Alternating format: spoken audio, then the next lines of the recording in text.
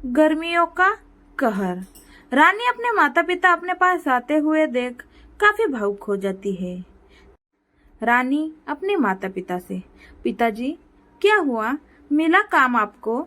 मैं तो आपसे कह रही थी। पिताजी, इस साल गर्मियां बहुत है, अगर आप बाहर काम करोगे तो बीमार पड़ जाओगे। अरे बेटा, मैं सबके घर गया था, मैंने सबको पूछा लेकिन काम नहीं मिला। अब हम क्या खाएंगे? मुझे तो तुम्हारी काफी चिंता हो रही है। यह कहकर रानी की माँ कहती है, बेटा हम तो तुम्हारे लिए सब काम करने के लिए तैयार हैं, लेकिन हमें इस बार कोई काम नहीं मिल रहा है। श्याम जी के घर में भी यही हाल था। श्याम जी अपने परिवार के पास आके कहते हैं। श्याम जी की पत्नी बड़े ही आशा से उनके पास देख रही थी ताकि उन्हें कोई काम मिल सके। तभी उसकी पत्नी कहती है श्याम जी की, क्या हुआ, काम मिला क्या? अरे ये गर्मियों के दिन भी इतने बुरे आ गए हैं कि हमें काम तक नहीं मिल रहा।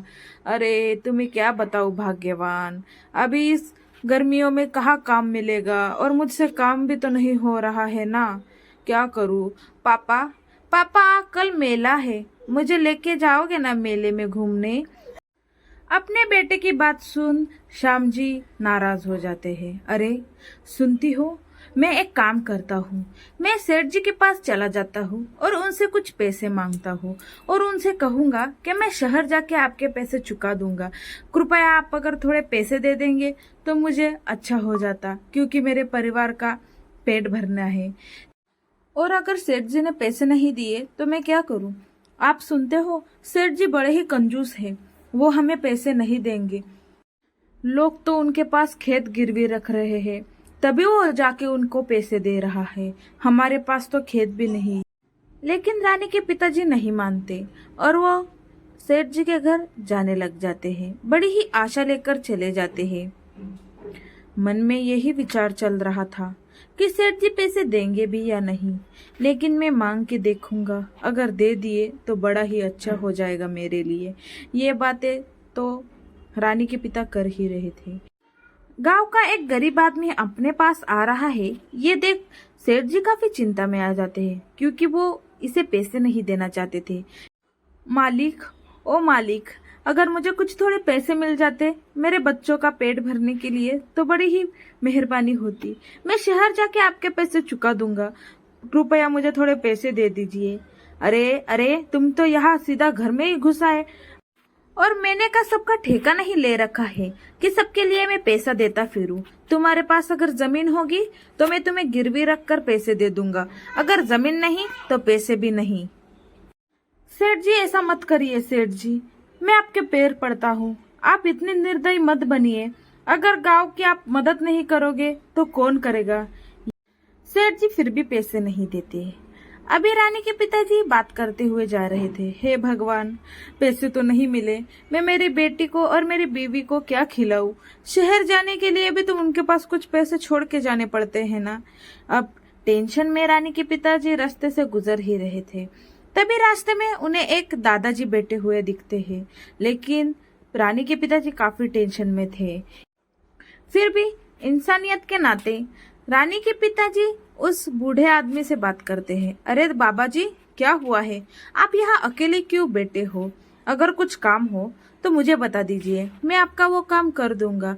इतने गर्मी में आप बाहर बैठे हो, धूप नहीं लग रही है क्या आपको? ये सब बातें वहाँ चल ही रही थी। दादाजी कुछ बोल नहीं रहे थे। दादाजी इशारे से अपने पीछे रानी के पिताजी को लेके जा रहे थे। रानी के पिताजी भी उनके पीछे पीछे जा रहे थे। वो देखना चाहते थे कि दादाजी जा कहाँ रहे हैं। तभी अचानक एक बहुत बड़ा बंगला आ जाता है। वो दोनों इस बंगले में चले जाते हैं। बंगला काफी खूबसूरत था। रानी के पिताजी को वो काफी पसंद आ जाता है। और तभी वो बूढ़ा आदमी कहता है, ये मेरा घर है, तुम्हें इस घर में रहना होगा और ये घर को संभालना होगा।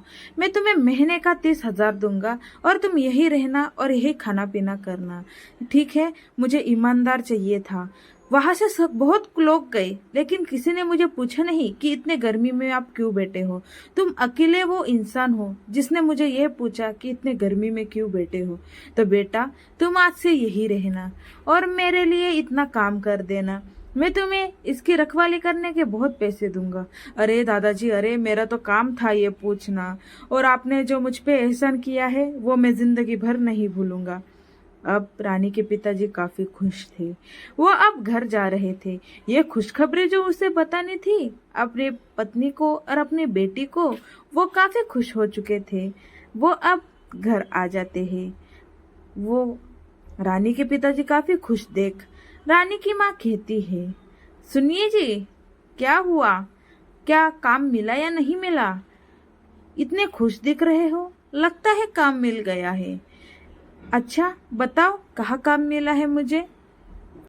इतनी गर्मियों भी हमें काम मिला है, भगवान का लाख लाख शुक्र है। अरे सुनती हो, मैं तो बहुत खुश हूँ, काम भी इतना अच्छा मिला है कि घर की देखभाल करनी है, एक बूढ़े दादाजी की सेवा करनी है बस, और वो महीने का 30,000 देंगे। ये बात सुनकर रानी की माँ काफी खुश हो जाती है। उन दोनों के अभी काफी अच्छे दिन आ चुके थे और वो हंसी खुशी रहने लगते हैं।